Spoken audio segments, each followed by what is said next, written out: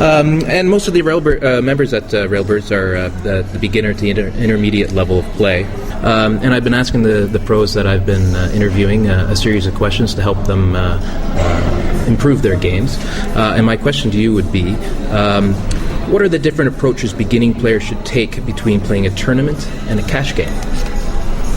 Well, I think generally in a cash game, one of the biggest luxuries you have that you can't do in a tournament is game selection. In a tournament, you can't just say, oh, this table's no good, these players are tough, I'm going to pick a new table. You have to take what's given to you and adapt accordingly. But I think in a cash game, a lot of players especially beginning players, want to play so bad that they don't pay attention to what they're, the game they're choosing to play in it. And what I mean by that is the strength of their opponents, the size of the buy-ins. They just say, oh, I play 2-5 hold'em, that's my game, I'm just going to sit down and play. And they don't, a better approach would be to watch the game for a while, see who's playing, watch their skills, and decide, is this game really a good game for me? Is the competition tough? Are these guys really good? Maybe there's a better game that might be smaller stakes, but the players are easier and things like that. So one of the biggest mistakes I see people make is game selection and bankroll management together, and that's really a big flaw. I mean, that's almost just as important as how good as you play the cards, as how good as you do those two things. Because if you can pick a good game where the people are worse than you, then you're doing all right, no matter how good or bad you are in poker. So that's a luxury you don't have in tournaments. In tournaments, you have to take what comes to you, and the same thing. And then, you have to be a little more conservative, I feel, in tournaments because you don't have the luxury to rebuy. You can't take as many chances as you want. You have to really think for the long run.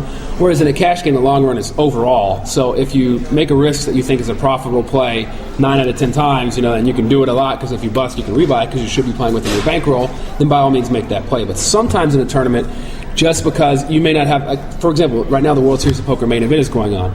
I advocate a very cautious method of play when the time comes, and to take a few less risk because there are players who are wanting to take more risk, and you're so deep stacked and you have so much time, and the importance of doing well in this tournament for your future is huge compared to the end of the tournament, where I think that you should err on the side of caution when you have a decision to make where it could go either way. It's better to be a little cautious in this tournament. So people might disagree with me, but I mean, that's what I think is best to get well. I see people taking these crazy risks with opening to straight flush draws and just gambling when there's no need to gamble in this tournament because the opportunities are going to present themselves where somebody's willing to give you their chips. Whereas in a cash game, you can make plays that you think have a high, positive EV or a high probability of success, because if it doesn't work, then you can rebuy and keep trying, because it's all about creating a long run by playing taking as many opportunities as you can. Thank you very much, David. We have one more question for you. Can you tell us where your schedule is going to take you next? Yeah, I've been kind of looking at my schedule, setting my calendar up on my computer. It looks like the next thing I'll be playing poker-wise, because I got some Magic tournaments I'm going to coming up, but poker-wise will be the World Poker Tour at the Bike in LA in the middle of August. And I'm debating right now whether to go to the EPT in Portugal at the end of August, which leads into all the events in London. There's an EPT, a World Series of Poker, and a World Poker Tour. There's all 3 different London tournaments the month of September. So I might go from Portugal to London and be just gone for 6 weeks, but that's such a hectic travel schedule, staying away from your home and my friends. I might just kind of dabble back and forth and not do it all. I want to go to some LAPTs in Latin America because I'm a big fan of Latin America. So who knows, maybe I'll go down to Florianopolis for the Brazil event coming up, or at the end of this month, or I kind of decide that maybe the few days before, say, hey, what do you know, I'm going to go to Brazil.